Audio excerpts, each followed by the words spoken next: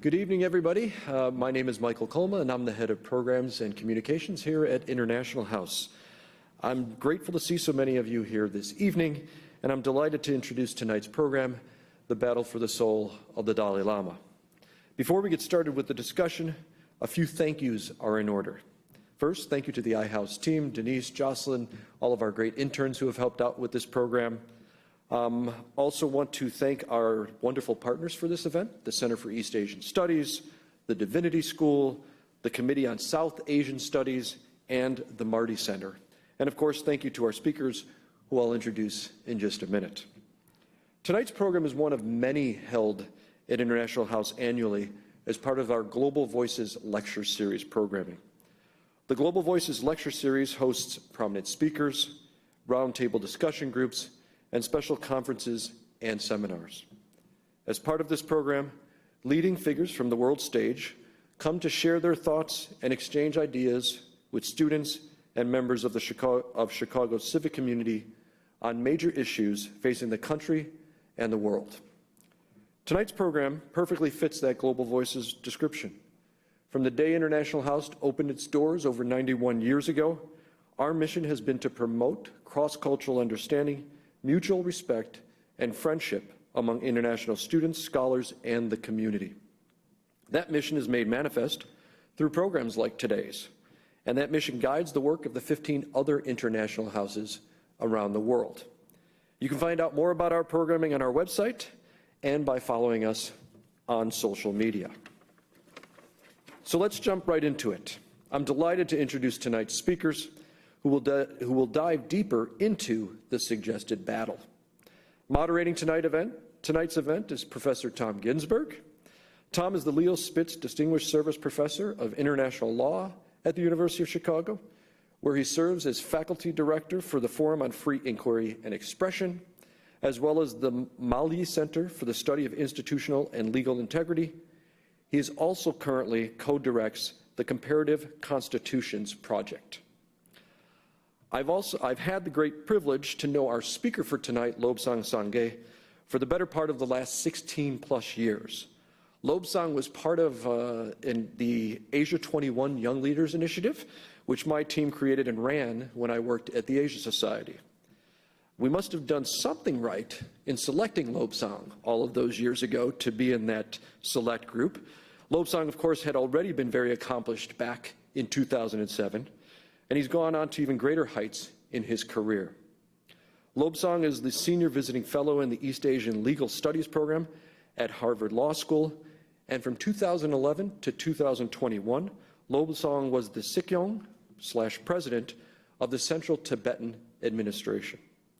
The title of Lobsang's November article in Foreign Affairs is where we got the title for tonight's program. Lobsang will speak briefly from the podium to provide context to the conversation before he and Tom have a seat at these chairs to have a conversation, and then Tom will eventually open up the floor to you all for your questions. Lobsang, it's wonderful to have you here tonight. The podium is yours.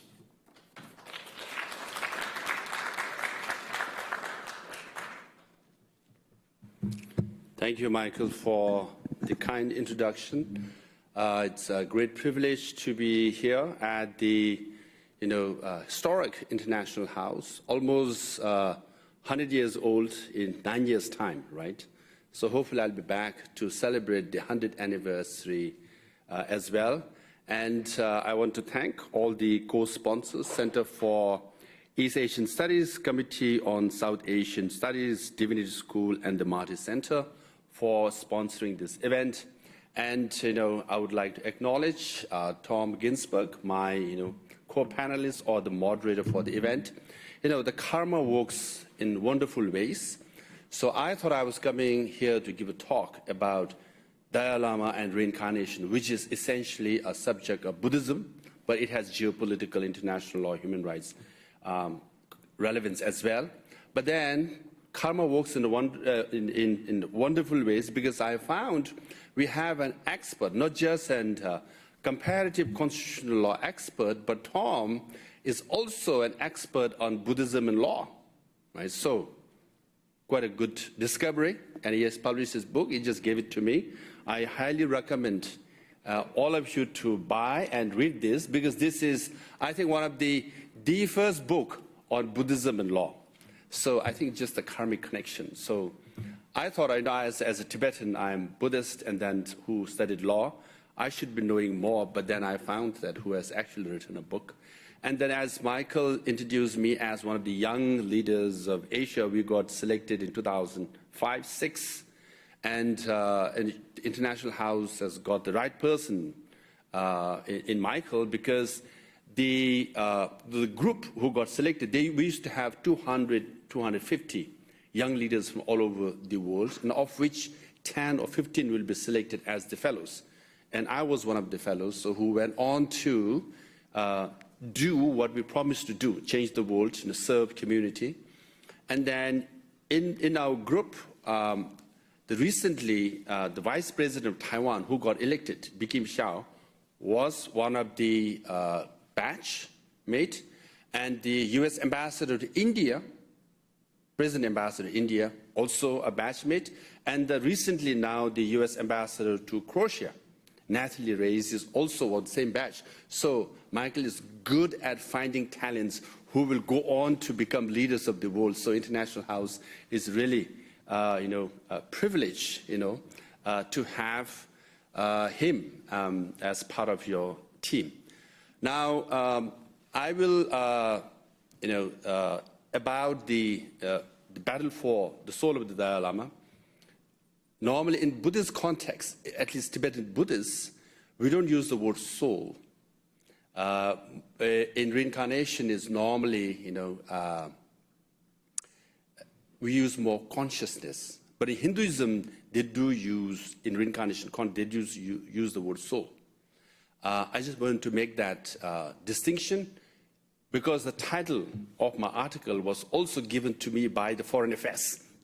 So just to make that clear. Now, why it's relevant? Some might say, "Oh, reincarnation, such an esoteric issue. Must be an old issue. Why it's relevant in this present world?" It is very relevant when you talk about China or the Communist Party of China, because they have their definition of New World Order or Chinese World Order. So as you know, America is #1 at the moment, and China has an ambition, has declared themselves to become #1 by 2049. And then the president of China and the Communist Party has declared so. And they have come up with their own Chinese World Order. In that world order, there is Global Belt and Road Initiative. Many people know about it. They have spent more than $1 trillion investing in different parts of the world, around 140 so countries, but mainly in energy rich countries. Most of the investment has gone to that. And then they have global development, they have global security, and global civilizational initiative. So in Chinese world order, they have plans for Belt and Road development. Security for us means more surveillance, actually, more control. And in the civilization initiative, this issue becomes very important. In this global civilization initiative, they are penetrating. The tentacles of the Chinese government is reaching out everywhere in the world. One institution which is talked about a bit controversial, is the Confucius Institute. It's part of that initiative. So we all know that whenever there is a Confucius Institute in any university, it dampens the enthusiasm or dilutes a discourse on sensitive issues like Tiananmen, Tibet, Taiwan, Uyghur, and Hong Kong issues. So that's what they mean by civilization initiative. There are other things as well, and the promoting Chinese language and culture is other one. That might be a bit positive, but there are a lot of negatives as well. Now, why do they want to control the reincarnation of the Dalai Lama? From common sense point of view, just imagine the audacity. What the Communist Party of China is saying is not the Dalai Lama who will select his reincarnation, but we will select the reincarnation. And they go further and they say, Dalai Lama has no right to select his reincarnation. We have more right to select the reincarnation of Dalai Lama. There is no common sense. There is no logic to this. But that's the argument they're putting forth. So that's disturbing for us, because for us, the Dalai Lama is the life and soul of Tibetan people, Tibetan civilization. He has been the face and the advocate and spokesperson for the Tibetan freedom struggle. And as far as Tibetans are concerned, he's sacred, he's precious, he's saintly, he's divine. And we just can't let the Communist Party of China dictate us how the reincarnation of Dalai Lama, for that matter, other reincarnated Lama should be selected. So that's why I wrote the piece in Foreign Affairs. And then I'll make quick few points, and then we will have a discussion here. Number one is reincarnation. The tradition of reincarnation was invented by Tibetans 700-800 years ago. It's exclusively our invention. So we have full copyright, patent over it, okay? So I know China is the biggest factory in the world. They manufacture a lot of things, quite a good ones. But whatever they do about reincarnation, it's duplicate. We have the original patent over it, right? And 700 or 800 years of ownership about it. So they have no way, no right to interfere in our process. And then the institution of Dalai Lama has been good for us. Look at the success of Dalai Lama, right? As a advocate of peace and compassion and kindness, his message of tolerance around the world. And we want this institution to continue. Why not? It's very successful, right?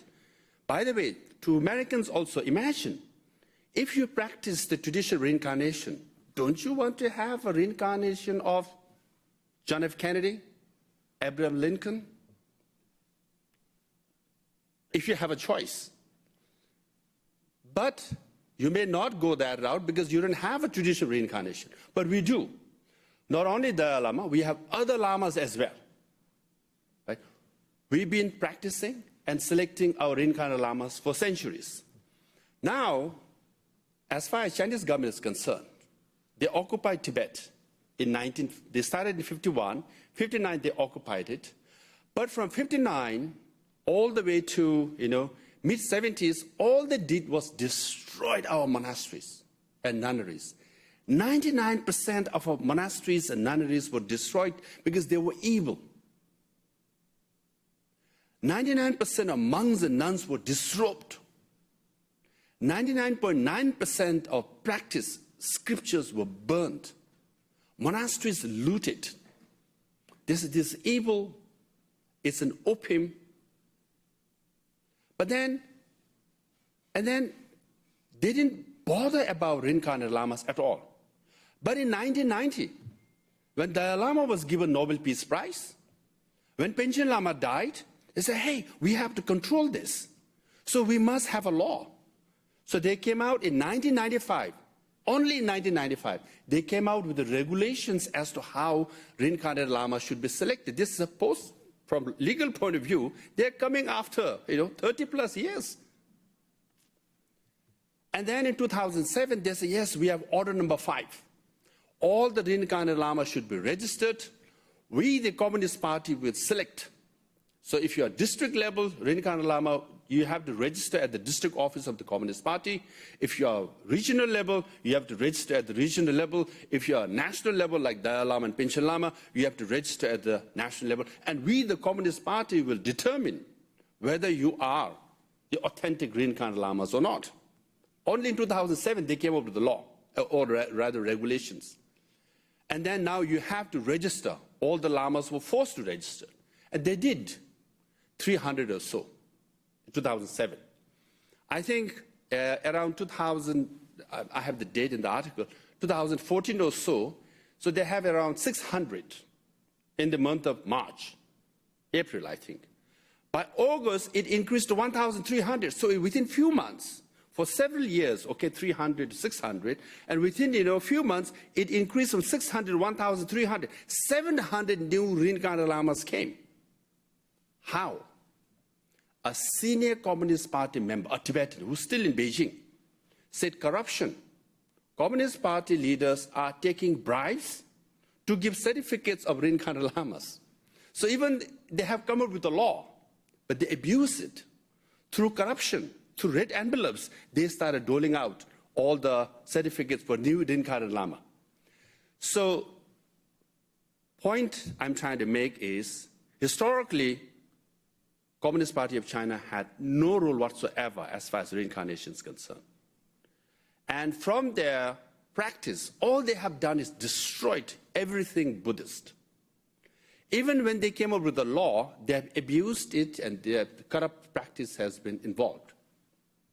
So that's why they have no basis to claim over the soul, far less the consciousness of Dalai Lama or reincarnation of Dalai Lama. Now, they have gone back and said, well, in 1793, during Qing dynasty of, that's a Manchurian rule in China, okay?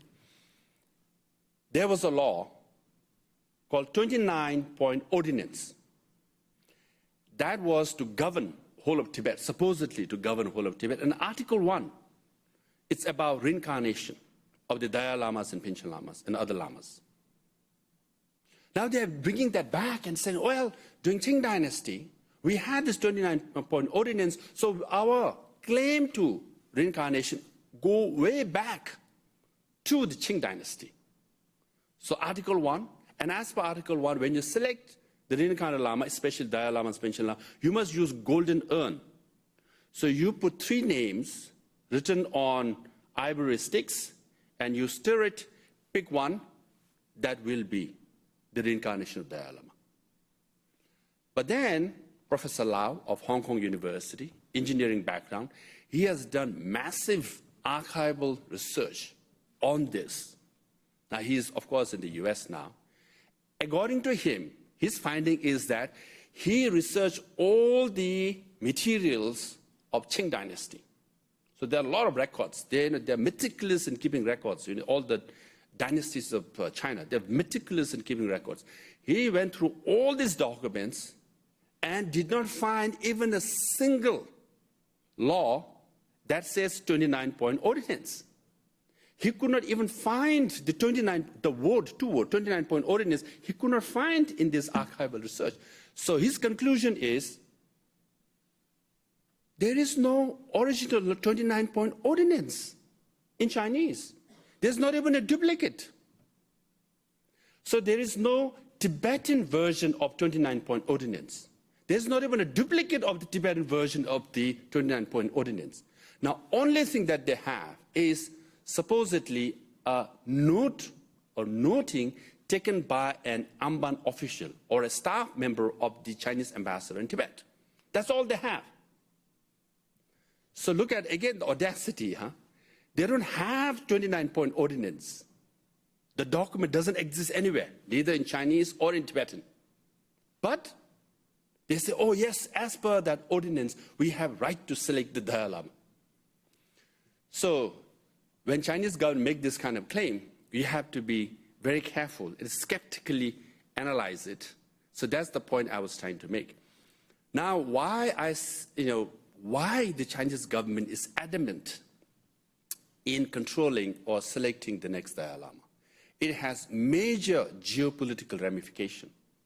So Dalai Lama is not just a leader of 6 million Tibetans.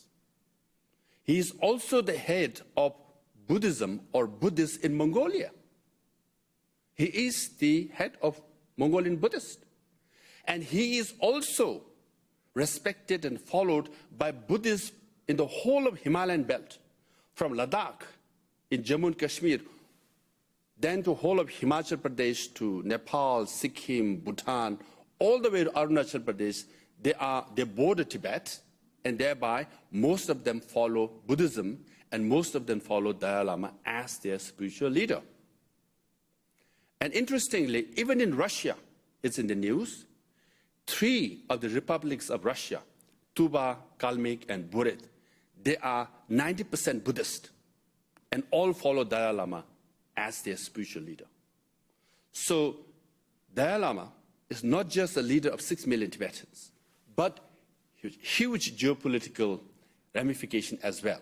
So to control Dalai Lama means to have influence over Himalayan belt in Mongolia, not just in outer Mongolia, even in inner Mongolia, where there are more Mongolians actually, and also in the republics of Russia. Interestingly, the present defense minister of Russia, who is in charge of Ukraine war, Mr. Shogo, he's from Tuba. And Tuba is 80+% Buddhist, 17% also tradition or shamanistic, but only 0.6% Russian Orthodox. So what are the chances that the present defense minister of Russia is Buddhist and a follower of Dalai Lama? 80+%. Thankfully, he declared himself as Russian Orthodox. So we believed him, and we don't get blamed for the Ukraine war, right? But recently, he did donate huge amount of money. The largest Buddhist statue of Buddha in Tuba was donated by Defense Minister of Russia. So don't quote that, okay? So he has as far as Dalai Lama is concerned, has huge global, geopolitical ramification, also global ramification. Some of you might know that Buddhism is one of the fastest growing religion in the world. The third largest religion in Italy, land of Pope and Roman Catholics, is Buddhism. Fourth or fifth in France, and so on and so forth in European countries. So it has global ramification. So that's why, as far as Tibetans are concerned, we say that Chinese government, Communist Party of China, has no role whatsoever in selecting or finding the reincarnation of Dalai Lama. It is the sole prerogative of the Dalai Lama and no one else. Thankfully, when I was Sikyong, we managed to lobby the US Congress and passed Tibetan Policy and Support Act. Now it's a law in America to support Tibet. And in that act, one chapter is about reincarnation of the Dalai Lama. And America has made it clear that as far as the reincarnation of Dalai Lama is concerned, it is for the Dalai Lama to decide and his followers to decide. And no country, especially Chinese government, cannot interfere. Any Chinese official who will interfere will be sanctioned. So we want other countries in the world, including India and European countries, to take a stand on this and say, as far as reincarnation of Dalai Lama is concerned, it is for the Dalai Lama to decide. And whatever he decides, we will support him, mainly from common sense point of view. It's his right. From religious freedom point of view, human rights point of view, law point of view, and moral point of view. So, yes, there is Chinese world order. We don't want this Chinese world order tentacles to interfere in the selection of the Dalai Lama. With that, I want to thank all of you for your patience and for your support to come here to listen to us, and we'll take the chair. Thank you. Thanks.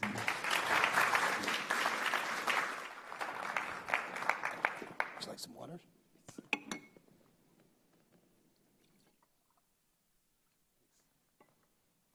Well, thank you so much for that presentation, a summary of your article and the larger geopolitical context in which this is taking place. I wonder if you might first, for those of us who aren't familiar, just describe the process of finding a reincarnate Lama. This really is unique to the Tibetan branch of Buddhism. It's not found in Southeast Asia, Theravada, or Mahayana tradition. So when a Lama moves on and is going to be reincarnated, how does that actually happen? Normally, they leave signs or signals, or sometimes some leave letters. And then, so in 2011, His Holiness Dalai Lama has made it clear that he could follow 3 routes: selection, emanation, or reincarnation. Selection means like cardinals meeting, all the cardinals meeting, selecting the Pope. All the high lamas could meet and select the next Dalai Lama. And then emanation is while he's alive, he could designate a young boy, 9, 10 years old, as a successor. This is not conventional practice, but few lamas have done that before.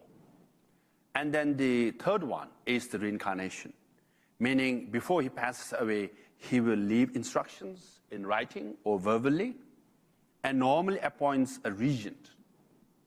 And the regent will preside over the finding of the Dalai Lama. So regent will replace him in his absence and will form search committee. So there can be one committee or there can be 10 committees who will travel all over the Tibet before. By the way, the 4th Dalai Lama was Mongolian and the 6th Dalai Lama was Indian from Tawang, Arunachal Pradesh. So it's a bit international as well. Now, in this present Dalai Lama's context, we are in exile. So the search committees could spread the wings all over the world to find, suitable boys. And then the selection committee will narrow 24 boys, most likely, to 3.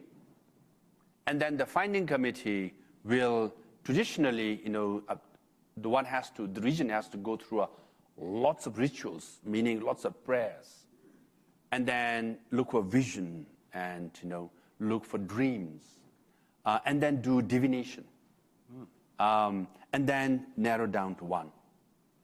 And then that person will be declared as the, reincarnated Lama, in this case, Dalai Lama. So,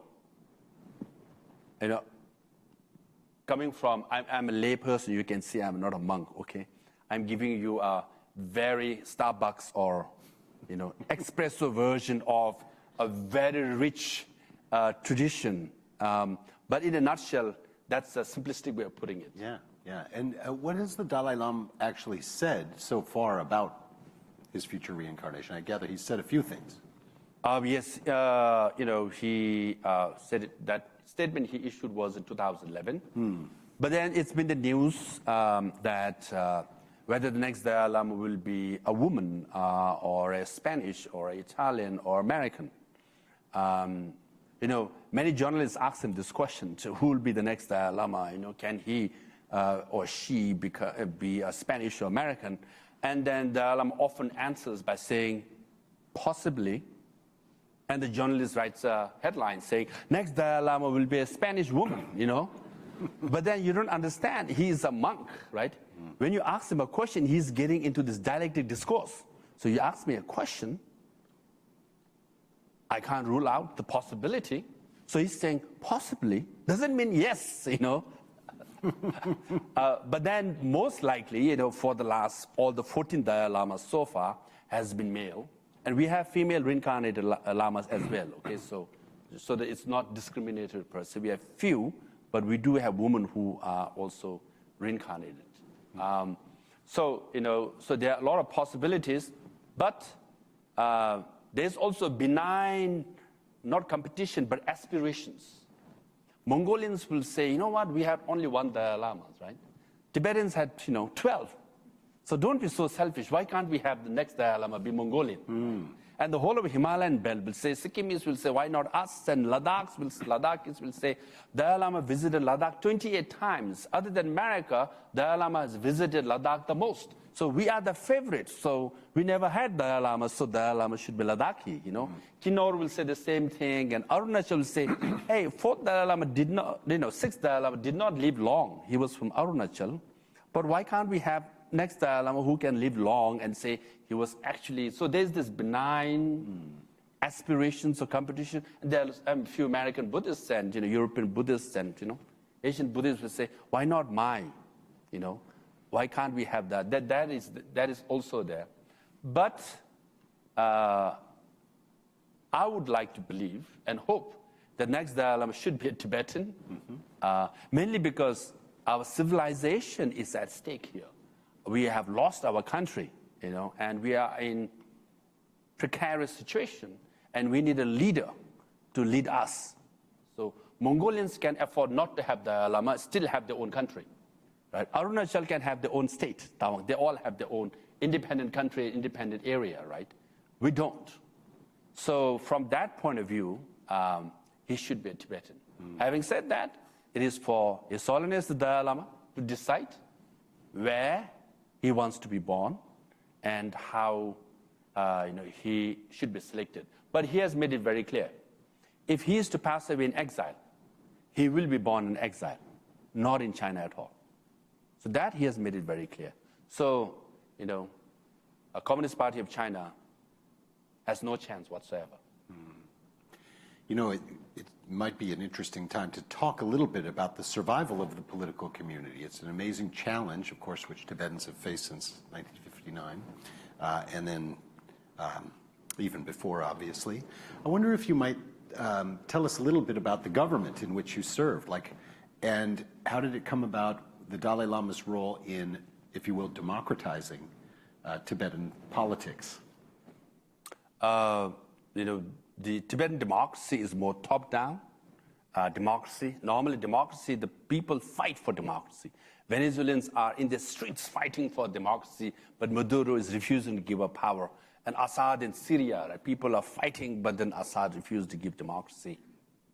But Tibetans, it's always Dalai Lama who, he is the sovereign head of the Tibetan people.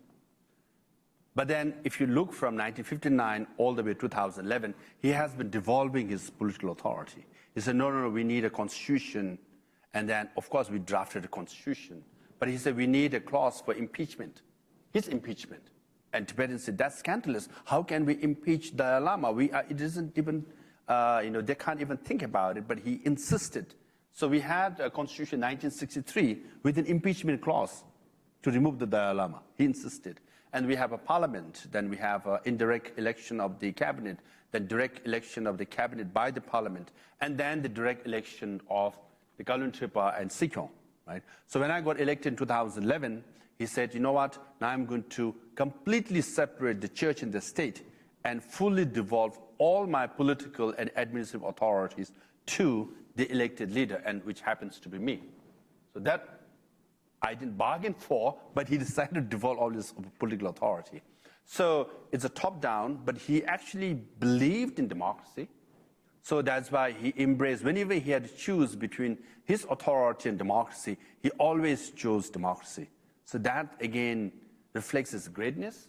And one of the legacies not many people understand, that he's not just advocate of peace and compassion and great spiritual leader, which he is, but also a great Democrat. Yeah, I understand at that moment the parliament voted unanimously not to devolve power, that they wanted him to remain as both spiritual and temporal leader, and he insisted.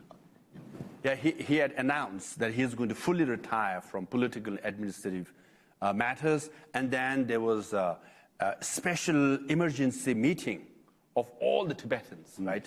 And then we passed a single line resolution saying that, well, Your Holiness, if you want to give up all your political authority, but please could you remain just a symbolic head like the King of England, right? So that was the resolution proposed to him. I was sitting right in front on the floor. He was there. He said, oh, you want to be me to be like the King of England? He said, first bring me a queen. Because, sometimes, can you imagine there are like 400-500 people, okay? We all, collective decisions sometimes can be so horribly wrong because we all met and said, we must insist that the Holiness should remain in some symbolic form. But we could not say like Queen of England because, he's male. So we said, why not King of England, right? Like the King of England. So when you say king, that goes against everything monk, vows, right? So when you say King of England, you assume queen, and you assume a lot of things that is, against the vows of monkhood. So he said, you want to be like the King of England? Then bring me a queen. Suddenly, the collective wisdom realized that how stupid we were. But had we drafted in a different way, maybe he could have accepted. Now we drafted in such a, way that, he took it with an element of offense, So no one raised it again. He said, I'm retiring. I want to devolve all my political authority. So he made the announcement in March of 2011. And then a few days later, I won in the preliminary round. And in the month of May, the final round was taking place, and the result was getting announced. And I had to choose. I said, should I run? Should I not run? Because if he remains the political head, so in a way, it's an easy job in the sense you make an administrative decision, you go to him and get his signature because he's the head. And you show that decision with Dalai Lama's signature of Tibetan people, who will dare challenge you? No one will. Now, once it devolves all his political authority, I had to make my own decision and sign my own, signature. And when you show it to Tibetan people, they didn't give a damn about my signature. They started criticizing my decision, right? So, but I took his wisdom. He fully devolved his political authority.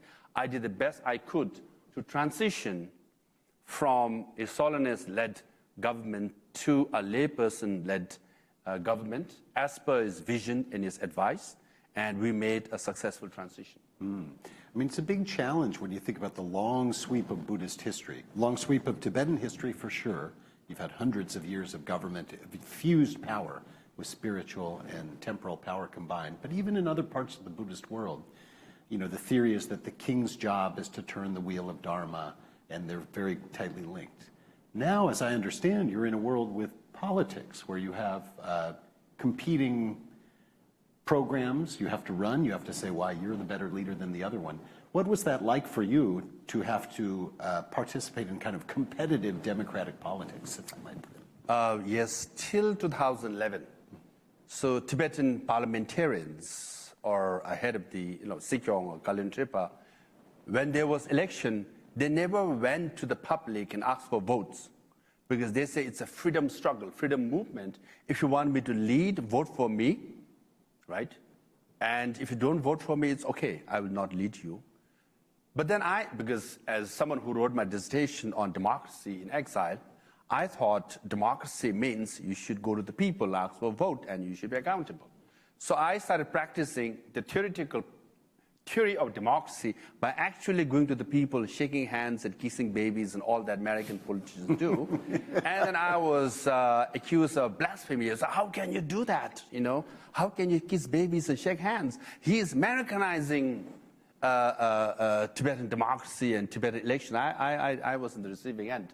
But then people voted for me, so maybe people wanted it, right? So that's the transition we have made. Now we have made the transition. Now we are actually made accountable because we are criticized a lot by people. So no matter what you do, you get criticized. So I wish we could have stayed pre-2011 system where when people vote for you, you get elected, you become parliamentary leader. When they criticize you, I never asked for your vote. You voted for me. You could blame it, right? Blame them. Now that I went to the public, they say, you came to us, we voted for you based on your promise. Now, you should be criticized and you should be happy with it. Criticism is not a happy occasion. Yeah. But I believe in freedom of speech, so it's okay. How does it actually work? I'm not familiar. So how do these elections occur? You have Tibetans all over the world. Yes. Obviously, Dharamsala is the center physically, but who votes, and how does it actually work out? Yeah, Tom, so I promoted your book. Now let me promote mine. Yeah. So I'm writing a book on how to set up and run democratic government exile. Because, for hundreds of years, for thousands of years, many people have come to exile. They lost power, they lost their country, or for various reasons, they come to exile. And then many have formed government exile. And some have sustained, some have succeeded. Few have succeeded, not many have succeeded. So now there are Venezuelans and Cubans and Syrians and Belarusians and, there are, of course, Uyghurs and Hong Kongers and, and Mongolians. Exile. They all are in exile and they all are wondering what to do. But we can say proudly, because of his Solan's vision and his leadership, Tibetan government exile is the most functioning and effective government exile by far. So you can compare with any government in exile. There is none which is as effective, as organized as Tibetan government exile. That's a fact. Now, our government exile functions like any other government. We have like many departments. Department of Home or Interior takes care of all the settlements and appoints mayors and run our own settlements. Department of Health run hospitals and clinics. Department of School runs 100 plus schools, primary, middle, high school, and give scholarships to college-going students. So and so forth, Department of Security, and then Department of Information and International Relations. We have like 13 semi-embassies around the world called Offices of Tibet. And then it functions like any other embassies, contacting and networking, lobbying different parliaments and different governments around the world. So it is really, amazingly functioning, government exile. So as far as elections is concerned, Tibetans around the world in 40 countries, primarily around 30 plus countries, they vote on single day, manually, and it's based on trust. For example, we have 200 to 300, maybe plus 400 Tibetans in Chicago. The Tibetan Association becomes the election commissioner of Chicago, and all the Tibetans will line up and vote, right? So they will seal it, and there will be like several witnesses, and the vote is counted in front of these witnesses, and anyone, public, can also witness, and then it's tabulated, and the result is sent to the Central Election Commission in Dharamsala, and then is counted, and the result is declared. So in Ladakh, when they have elections either November or January, it's minus 20 degrees or 40 degrees. Okay? The ballot boxes are carried on mules in the mountains and frozen lakes. And then they vote, they collect. Now, can you imagine if there are volunteers like that who will take horses and mules in minus 20, 30 degrees and collect few votes from tens to tens and bring it? We have to trust the volunteers, right? Now, normally you will say, my goodness, what will happen from that mountain to this mountain, right? They could open the ballot box and, shove in a lot of papers supporting their candidate. But it's based on trust, and it works very nicely.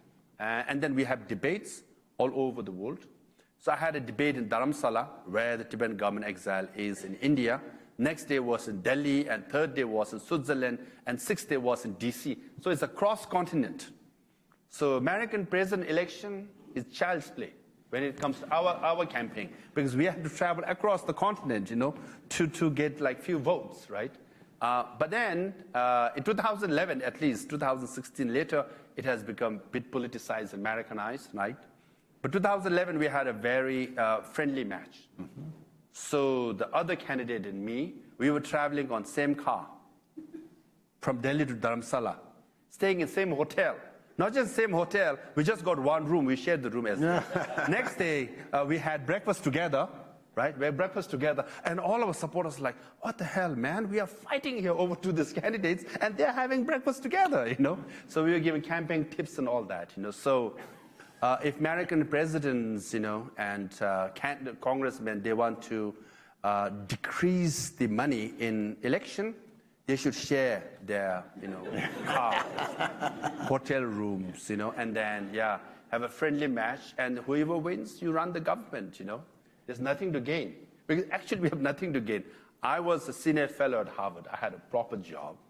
I did my master's and doctorate degree at Harvard, a proper job. And I left my job to become the Sikyong, or the president of Tibetan government exile, for $350 a month.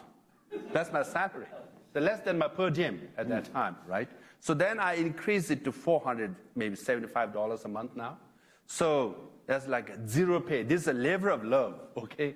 So if you are not committed, you will not leave your job in America and work there for 10 years. So it's more or less corruption-free. So it's, labor of love. So that kind of system we have. So that's why it's a functioning, effective government exile. So I can't get the image of Trump and Biden, sharing a hotel room out of That's my why I mind. didn't mention names. Yeah, exactly. I don't want to create more laughter here. Yeah, not bloody likely, as they say. Instead of having serious debate, I don't want to enter the comedic space, per se. Yeah. But I do have a serious question. So now you said in 2016-17 things are becoming more contentious. For an outsider, what are the issues that divide the Tibetan exile community? What are the politics about? And what? it's more or less, still is more or less personality contest than issue-driven. So we do have in the society who are segments who believe in independence, lesser number who believes in self-determination. But our government policy is middle way, which is to find a middle ground with the Chinese government. So His Holiness Dalai Lama's vision and the stand is that, our civilization is being threatened, and our identity is challenged. And first thing we must do is preserve our civilization, culture, our identity, thereby compromise and seek genuine autonomy for the Tibetan people within the framework of the Chinese constitution. Because what we say is, okay, if Chinese government should end suppression of Tibetan people, and we will not seek separation of Tibet from China. So come to a middle ground. So that's the policy. That's majority of Tibetans support. So in all the elections so far, leading candidates have always more or less supported the middle way stand. So that's why it becomes more personality contest. Mm-hmm. Mm-hmm. Is there been, we've just had an election in Taiwan where there was very significant Chinese government interference. Yes. Is there any of that creeping into Tibetan exile politics? Absolutely. Disinformation and trying to disrupt Tibetan society as a whole. Election, it's the forte of Communist Party of China. So in Taiwan, there was a major disinformation campaign. They almost created a new department or a new, group to challenge, push back Chinese disinformation. And they are penetrating even in American society and election as well. And Canada has come out with an official report as to how, Chinese government has penetrated or tried to influence segments of, Canadian voters, even in Australia. So it's a fact. And the fact that we are in exile, and we don't have our own territory, and we don't have resources to push back, you can imagine how much of disinformation campaign is going on in the Tibetan society. Very much so. Mm. Are there parties? In other words, do you have political parties, or is it really just personality? The elections, are they partisan or nonpartisan? Here, you might not believe, as much as I am an advocate for democracy, I am for partyless system. So our society, our community is partyless system. Because, again, theoretically it's true. Our belief is that parties fight for their party's interests more than national interests. So if there's a ruling party, the opposition party's job is to bring down the ruling party no matter what. So you can see, just read the bipartisan bill on border just failed in the Senate, and obviously it's failing in House as well, mainly because one party doesn't agree with the other party, right? So that's why, because the Tibetan freedom movement, we can't afford to have schism. So that's why we say partyless system. And also it's a fact, we are so few in number, because political parties are created so that the candidates' vision and policies can be trickled down to the people, right? So party takes the message to the public, So that's why parties are created. But we don't need that. If you want to run election in the Tibetan, system, if you have a Facebook, announce it today, within 24 hours, it will spread all the way to Asia, and 48 hours, it'll come back to you. Mm. So, it's easy to make that announcement, right? So that's why, we feel that in the partyless system, it's better system. So we discourage organizations and, even parties to nominate candidates. We want the candidate to come from the public, because again, the party system is such that, now you face in America as well.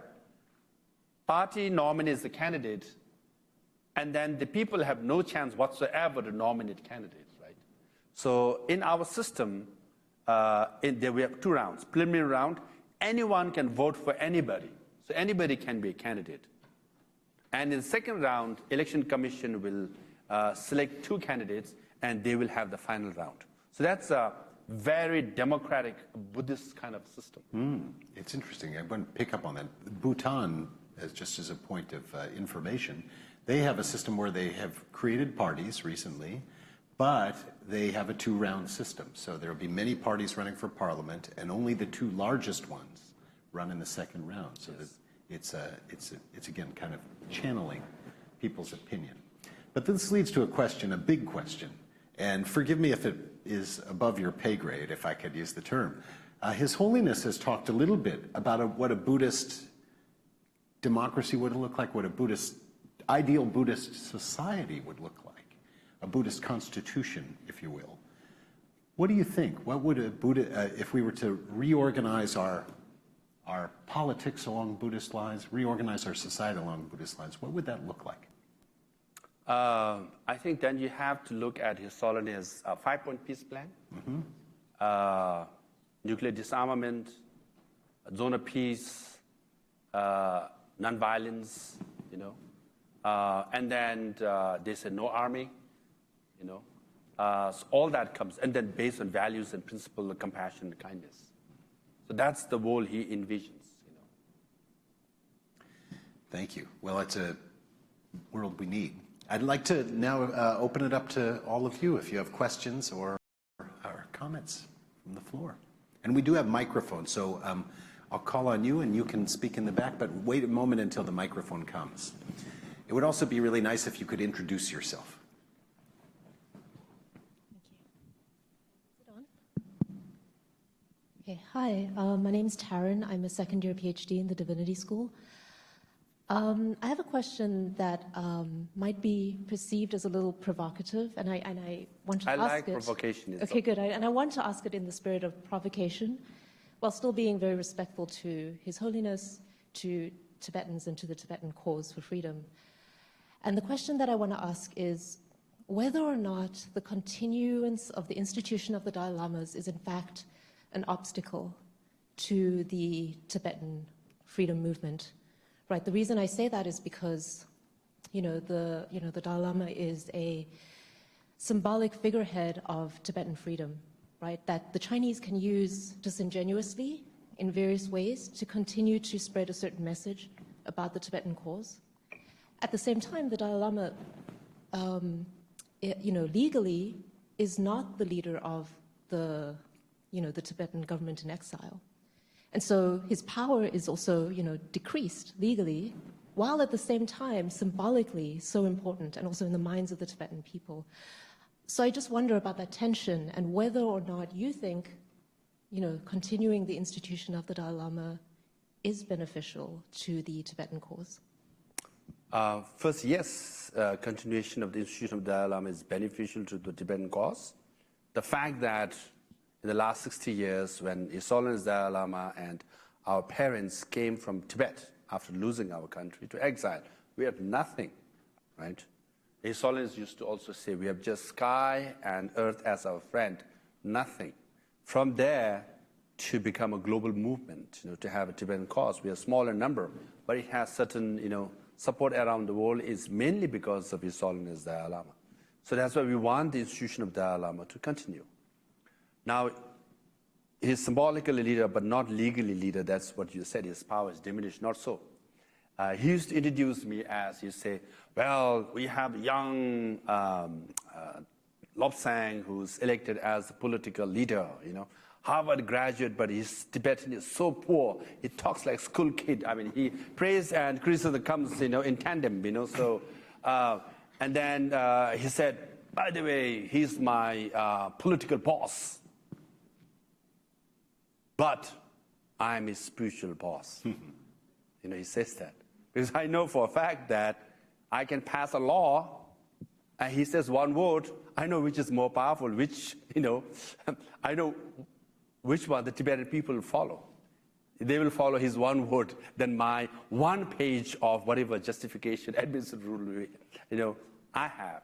So, yes, his power is diminished on paper, but the institution of the Dalai Lama has around 600 years of history, and has contributed a lot.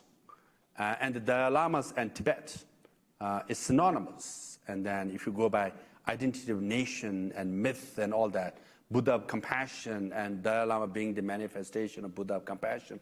The origin of Tibet and civilization starts that way, right? So hence his footprint in the Tibetan community will always be large. But also for freedom movement, for any freedom movement, it goes through up and down. I mean, we are in Chicago, right? And if you look at civil rights movement or anti-apartheid movement in South Africa, anywhere, it goes through up and down.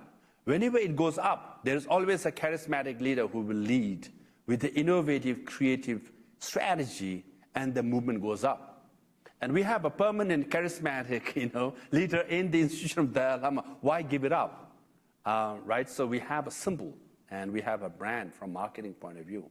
So continuing him, it's for us more beneficial than investing in a new charismatic leader who he or she might pan out or not, and who might be more influenced by the Chinese government, because once Dalai Lama he's sovereign head.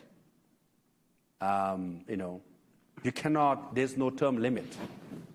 So they cannot influence you that easily. So that's why the Chinese government, if you look at the criticism, 90% of criticism is towards Dalai Lama, rather than Tibetan government exile.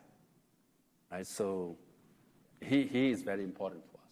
May I make a comment on it? Because I took your question to be about the institution, so not the current Dalai Lama, who is universally respected. And the way I think about this is what you've done is you've shifted from a system of absolute monarchy to constitutional monarchy.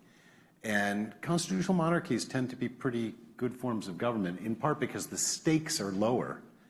So if you get a bad king, I'm not going to comment on Queen Elizabeth and King Charles and those people, but the bad ones, they can't do much damage. The good ones can't do that much good. So in some sense, it means that the institution can survive with less risk for the community now that the stakes are lower for the next one and the one after that. And also the democratically elected head of the Tibetan government exile can expand in democratic sense and expand his wings and support around the world, while we have the asset, in the institution of Dalai Lama. So there's room for growth, both democratically and spiritually,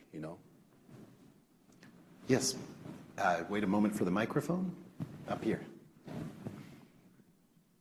And again, please introduce yourself. My name is Rajat Mazumdar. I teach history at DePaul. I want to go back to the topic of the talk with which you began about this, because I had to stop myself from laughing hearing the words Communist Party and reincarnation in the same sentence. Yeah. So the question I want to ask is about legitimacy.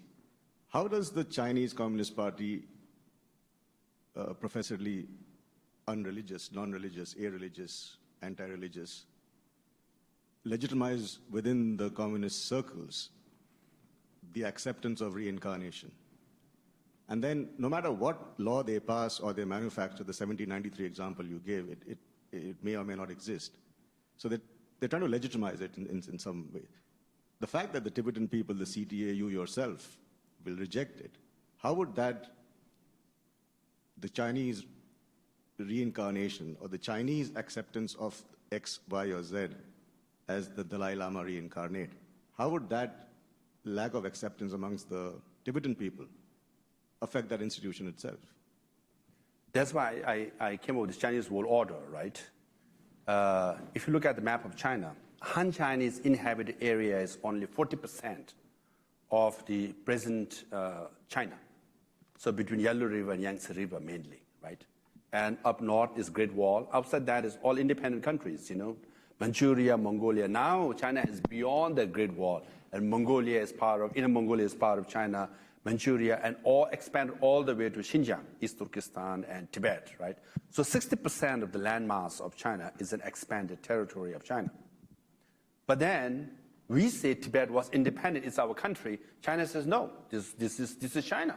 It has been with us for centuries. Many people buy that. Even, there's not even a single government in the world who says that, well, 40% is only China, rest of 60% is expanded or occupied territory. So you see, the Chinese argument is so strong that they force people to agree. And that's why now they have expanded in the ocean, right?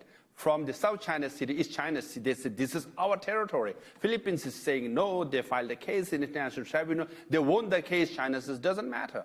And they're forcing, Japan all. Now, many people, are saying maybe, if you go to Laos, Cambodia, even Asia, they're hedging, right? Now, whole of Himalayan belt, they're claiming to be, part of China. So they're saying Tawang is part of China, that, Doklam area, or it's part of China. You just go all the way to Galwan, they are part of China. Now, but then the rest of the world, many are saying, not many are coming out and saying, how dare you say that? It's, it's not part of China. India says it's theirs, and how come you... So this is a reality of realpolitik, that when it comes to spirituality as well, when they make that claim, there are many countries who will say, yeah, whatever China says is right. They have zero legitimacy, just from the point of view of destruction. They destroyed all the monasteries. This is evil. This is opium. Nothing. And then, but we select the next Dalai Lama. Dalai Lama has no right. I have more right than you. I mean, that's the audacity. But many countries will bite. That's why I stand here at International House and say, beware. But more importantly, Vatican has signed an agreement with the Communist Party of China, saying Communist Party of China can select a bishop and Vatican will certify it, right? So initially I thought the agreement was that the Vatican will select bishop and then Communist Party of China will certify and control him. Now it's the other way around. Communist Party of China selects the bishop and they appoint the bishop and Vatican certifies that bishop. Now, if Vatican has given that the sacred sanctity of appointing bishop to the Communist Party, they're saying, if I can appoint bishop, next I'll appoint pope. Why not Dalai Lama? Why not imam? Why not priest? Why not pandit? That's what they're saying. So that's why I said the global civilization initiative is not just Confucius Institute in your universities. It's the bishops and the cardinals and the imams and the Dalai Lamas and the Rinkan. Everything will be coming. So the Chinese world order means control. As long as I'm in control, you bow down to me, I'll reward your good behavior. And if I don't have control, I'll make sure that you're put in place. So that's why I think South China Sea, East China Sea is ours. Now, international lawyers, right? Philippines, all these neighboring countries, how can you say that, right? This is a clear violation of international law. This is a clear violation of historical precedent. This neighboring ocean is ours. But the fishing boat comes right to the border of Philippines and, arrest Philippines fishermen and then, destroy their boats and ships. And what is rest of the world is doing? They're just watching. No one is saying China is wrong, Philippines is right. So that's the danger of realpolitik. So that's why we have to come and, make it clear that because we have suffered for 60 plus years, we are the victim and also witness to Communist parties of China's expansionist design. And here, as a witness, I'm sending a message, beware, you could be next, right? Nepal has come under tremendous pressure. And in the northern area, a lot of villages have become part of China. They have built villages, and they have penetrated, they have built fences. I saw a lot of photographs, right? I've been to the border of Ladakh. Many of the Ladakis nomads used to graze the animals in those mountains. Now they have moved all the way. They said, we are forbidden. For centuries, we used to graze our, cattle in those mountains. Now this is the border. Why? The Chinese army says, this is the border. You cannot enter. If you enter, we'll kick you. We'll beat you up. That's the reality. So as much as truth is on our side, there's zero credibility and legitimacy on the part of Communist Party of China, but many tend to agree. For example, there is cultural genocide or genocide, crime against humanity going on in Xinjiang, Uyghur area. Resolution was put forth in General Assembly. 51 countries supported, 150 countries did not, including Arabic countries, Muslim countries. So that's the reality. So that's what we're dealing with when it comes to Chinese world order. So we should be aware. So did I make a point? Not really? This is something that global powers do all the time. Yeah. You're sitting in a country that has 150 bases, military bases in 150 parts of the world. The Chinese are trying to do exactly that. So it's nothing new that the Chinese are doing. We've seen the story before. Yes. You sit in the United States, look for how they treated Puerto Rico. Right? Yes. So, I mean, as far as I'm concerned, the Chinese aren't doing anything new. They're just doing it to different people. Right? It's nothing new in terms of real. But what is wrong, though. So I must say it's wrong, and we have right. So they have no legitimacy and credibility. I'm a supporter of the Chinese. I'm from India. Yeah. I see the Blackies fighting with the Chinese troops this last week. But then, again, you're right. To replace one old order, which, let's say, was established the wrong way, two wrong doesn't make it right. So that's the point I'm trying to make. Well, the Chinese world order, but then the Chinese world order, I would say, is worse than the present world order. You imagine Chinese world order, okay? This pales in comparison to the present world order. It's a fact. They destroy our monasteries. They kill our people, okay? They rob our treasuries, right? That's the Chinese world order. At least in this world order, for example, I was not allowed to enter the State Department White House for 10 years because I was Prime Minister Tibetan government exile. Right? I was not allowed. But the difference is I can come right here at International House. I can go to Washington, D.C. and say, how dare you? You are a hypocrite. State Department is wrong. White House is wrong. I won't get arrested. If I go to Beijing, if I say a word, they will make me disappear. That's the difference between Chinese world order and the present world order. Here, I can be deprived of my right, but I can say I'm deprived and you're wrong. But after 10 years, I did enter the State Department. I did enter the White House. That's the difference. I have a chance and I have right to express my views. No one will put me to prison, and no one will make me disappear. This is the present world order. The other world order, you disappear. Even from Thailand, even from Laos, even from Cambodia. Even if you're an American citizen, Australian scholar was just arrested and sentenced just now. Just a scholar, you know. And then a Swedish publisher who owned a bookstore was picked from a beach in Thailand, and he's just disappeared. That's the Chinese world order. Other questions? Yes. Hello. My name is Tenzin Jamyang, and I'm the president of the Tibetan Alliance of Chicago. First of all, I'd like to thank you so much, Dr. Lobsang Sangay. Your appearance at the Tibetan Alliance yesterday made a huge impact in the Tibetan young audience yesterday.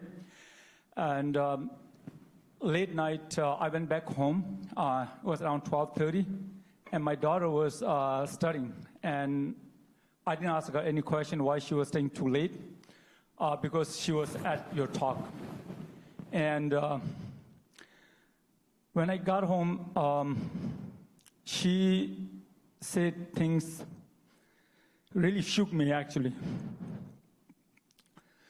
You have imprinted and empowered, motivated my daughter so much. She said that she wanted to come to the talk today. And she said, I said, you can't because you have a school. And she said, I have a question to ask. And I said, I'll make sure I'll go down and I'll get the chance to ask a question. Before I asked her question, I just want to thank you so much from on behalf of all the young Tibetans yesterday who were there. You really inspired them. Her question is very simple. It's not really complicated. She says, I'm sorry. I was just wondering what you did to get into Harvard and what school was like. That was her question. Thank you. I wish she'd asked about the University of Chicago, because it's harder to get into these days. But I'm here, so at this I can see exit door. But I better praise University of Chicago, otherwise that door might be shut, you know. I just found out the University of Chicago has more Nobel laureates than any university in the world, right? So So University of Chicago is as good as Harvard, I would say. But admission is, I think, 50-50%, right? 50% is subjective, All good students, they can't get admitted. So part luck, and then obviously you have to work hard, get good grades, And if she keeps working hard as she's doing now, studying past midnight, she has a very good shot, I would say. There was someone here, you had a question, yeah. And this will probably be the last one before we break for informal questions. Dashley Wong, Tsering Tashi, PhD student at USC Chicago. My question is, who do you think will spearhead Tibetan Buddhism in absence of Dalai Lama, and why? Like Kundalini, Rinpoche, do you have any names? Thank you. There will be 15 Dalai Lama. We will have Dalai Lama back. Yeah. Temporarily. Temporarily, I can't comment. But we have many, great Buddhist leaders, So in their 30s and 40s, they're yet to come to limelight. But as long as they study well, why His Holiness is popular and accepted around the world is because of his knowledge. His English isn't that good, but actually, when scientists and great scholars debate with him, actually he can really dig deep because of his knowledge of Buddhism. So there is a very well-known institute called Mind and Life Institute, where he has, enormous discourse with great, scientists of the world. He can discuss quantum physics and psychology and mind. So, as long as our lamas study well in script Buddhism, and when they get an opportunity, I think they will be really good. So we have many candidates. We will now break to a reception, but before we do so, join me in thanking Lobsang for coming and enlightening us so much.